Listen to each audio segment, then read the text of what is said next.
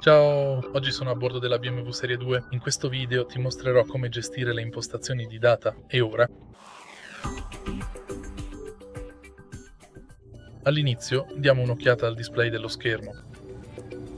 Vai su Impostazioni, entra in data e ora puoi disattivare le impostazioni automatiche dell'ora.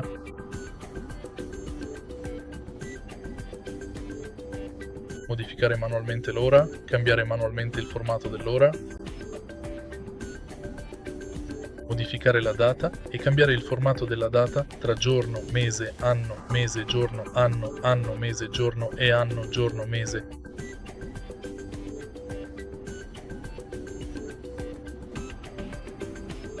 E questo è tutto. Se hai trovato utile questo video, lascia un like, un commento e iscriviti al canale.